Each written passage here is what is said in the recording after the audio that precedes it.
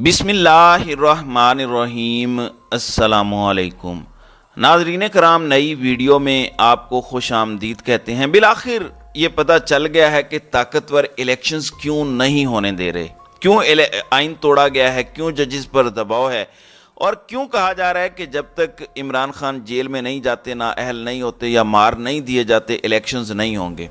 Video सबूत आ गया है, आपको दिखाता हूं। अभी स्टेट की सारी कुव्वत इस वक्त इमरान खान के खिलाफ एक बार फिर बरूए कार ला के इमरान खान को पकड़ के या तो जेल में डालेगी या इमरान खान को जान से मार देंगे। मैं आपको वो भी सुनवाता हूँ।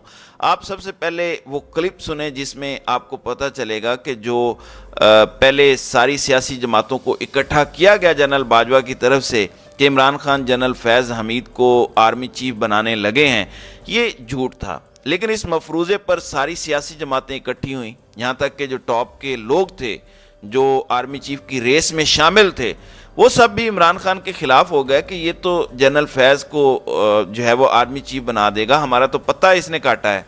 एक तरफ जनरल बाजवा अपनी एक्सटेंशन के लिए लगे हुए थे, दूसरी तरफ सबको ट्रक की बत्ती के पीछे लगा के देखो इमरान खान तो जनरल फैज़ को बना देगा, सबको साथ मिलाया और रजीम चेंज ऑपरेशन कर डाला। वो झूठ निकला। वो झूठ क्यों निकला? क्योंकि इमरान खान तो जनरल फैज़ को डीजी आईएसआई रखना चाहते थे, और अगर फैज़ हमीद नवंबर के बाद डीजी आईएसआई रह लेते 2021 में और जनरल नदीम अंजुम ना आते तो वो आर्मी चीफ बनने के अहल नहीं हो सकते थे। कम से कम 1 साल के लिए जब आपने किसी कोर की कमान की हो तो ही आप आर्मी चीफ बन सकते हैं, वरना नहीं बन सकते।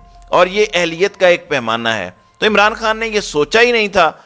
वो तो जनरल फैज़ को डीजी आईएसआई रखना चाहते थे, वो तो अगले साल तक रखना चाहते थे, तो किसी भी सूरत वो आर्मी चीफ नहीं बन सकते थे। नंबर 2, जब ये गलत साबित हो गया तो अब क्या खेल खेला गया है वो ज़रा सुन लें कि नून लीग अपने टाउटों के ज़रिए क्या खेल डाल रही है। और क्योंकि आईबी वफाकी हुकूमत के अंडर इदारा होता है, इस किस्म की रिपोर्ट्स ताकतवरों को आईबी के ज़रिए पहुँचाई गई हैं। ये ज़रा सुनिएगा।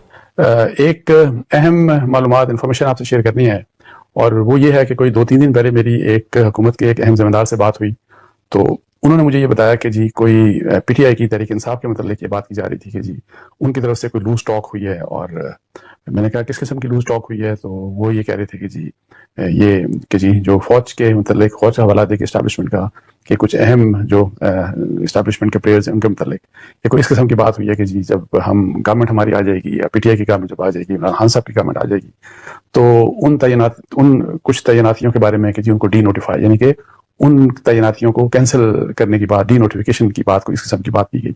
अच्छा, ये मैंने नहीं पूछा, अनफॉर्चुनेट नहीं पूछ सका कि क्या कोई इसके बारे में ये जो है आपकी कोई गवर्नमेंट के पास या जो भी मुतल्लिका इदारे हैं, क्या उनके पास कोई रिकॉर्डिंग है, ये कोई टेलीफोनिक कन्वर्सेशन थी, ये व्हाट्सएप कॉल थी, या ये किसी मीटिंग की कन्वर्सेशन थी, या ये किसी ने वैसे मालूमात दी। जी नाजरीन इकराम, मुद्दा पूरा आपके सामने आ गया है। हुकूमत ये बताती फिर रही है और अपने एक टाउट के ज़रिए पैगाम भेजा है कि हमें पता चला है, अगर इन्होंने कोई कॉल इन्होंने सुनी है कि इमरान खान हुकूमत में जैसे ही आया तो वो आर्मी चीफ और कुछ दीगर तकर्रियाँ जो हुई हैं उन सब को नौकरी से निकाल देगा। और इस डर की वजह से आर्मी चीफ या दीगर ताकतवर लोग जो हैं वो इलेक्शंस नहीं होने दे रहे।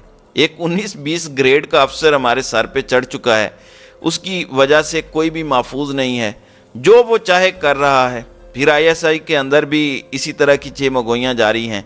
तो इस गवाही के बाद कहा जा सकता है कि ये सब कुछ अपनी अपनी नौकरियां बचाने के लिए किया जा रहा है। नून लीग के घर का सहाफ़ी ये बोल रहा है, जियो न्यूज़ का चैनल का ये सहाफ़ी है जो ये बात कर रहा है। अब तो कोई शक नहीं कि यही गेम है पीछे, जिसकी वजह से चीफ जस्टिस पर दबाव डाला जा रहा है, अदालतों को फैसले नहीं करने दिए जा रहे, आइन इम्प्लीमेंट नहीं हो रहा, रद्दी की टोकरी में फेंक दिया है पाकिस्तान के आइन को, क्योंकि कुछ लोगों की नौकरी ज़्यादा अहम है। हालांकि इमरान खान ऐसा कुछ नहीं करेगा, वो इस हवाले से बात कर चुके हैं। वो सिर्फ ये चाहते हैं कि उनकी डोमेन में कोई छेड़खानी ना हो, वो एहतसाब करना चाहते हैं। उनके डोमेन में अगर छेड़खानी नहीं होती तो वो किसी को नौकरी से नहीं निकालेंगे। हाँ, अगर एहतसाब को रोका गया, धरने दिए गए, पीडीएम को फिर से लॉन्च किया गया, फिर मीडिया को पंप किया गया, तो تو پھر یہ سب کچھ ہوگا۔ بصورت دیگر عمران خان کسی کو نوکری سے نکالنے کا ارادہ نہیں رکھتے، یہ ان کو غلط معلومات فیڈ کی گئی ہیں۔ کچھ لوگ اپنی نوکری بچانے کے لیے ملک کے آئین کو نہ روندیں۔ چین اور سعودی عرب بھی یہی مشورہ دے رہے ہیں، ملک کو استحکام کی طرف جانے دیں اور چیف جسٹس کو فیصلہ کرنے دیں۔ طاقتوروں کی بھی فیس سیونگ اسی میں ہے کہ چیف جسٹس نے حکم دیا تھا آرمی کو اور ہم سیکیورٹی دینے کے لیے تیار ہیں، آپ کی بھی عزت میں اضافہ ہوگا۔ اب آتے ہیں اگلے پلان پر کہ ہونے کیا جا رہا ہے۔ ناظرین اکرام، میں اس سے پہلے بھی ایک ویڈیو میں اس کا ذکر کر چکا ہوں۔ کل آصف زرداری نے ایک بیان دیا، وہ کہتے ہیں کہ ایک شخص اداروں کو بدنام کرنے کی ہر حد عبور کر چکا ہے جسے اب مزید برداشت نہیں کیا جائے گا۔ اداروں کو بدنام کرنے کی کوشش نے ایک شخص کا حقیقی چہرہ بے نقاب کر دیا ہے۔ بس بہت ہو گیا، غیر ملکی ایجنٹ کی گزشتہ روز کی تقریر سننے کے بعد کوئی محب وطن اس کی پیروی کرنے کا اب سوچ بھی نہیں سکتا۔ ایک شخص میرے آباء و اجداد، میرے بچوں اور میرے ملک کو تباہ کرنے کے درپے ہے جس کی ہم اجازت نہیں دیں گے۔ یہ وہ ملک ہے جہاں ہم سب نے دفن ہونا ہے۔ ہم ایک شخص کو اجازت نہیں دیں گے کہ وہ ہماری اقدار اور ہمارے ملک کے ساتھ کھلواڑ کرے۔ میجر فیصل نصیر سمیت پاک فوج کے بہادر اور مایہ ناز افسران پر الزامات دراصل اس ادارے پر حملہ ہیں کہ جس کے ساتھ پورا پاکستان کھڑا ہے۔ ایک شخص جھوٹ اور دھوکے سے اپنے معصوم کارکنان کو بے وقوف بنا رہا ہے۔ میں اس شخص کا زوال دیکھ رہا ہوں، یہ زرداری بات کر رہا ہے۔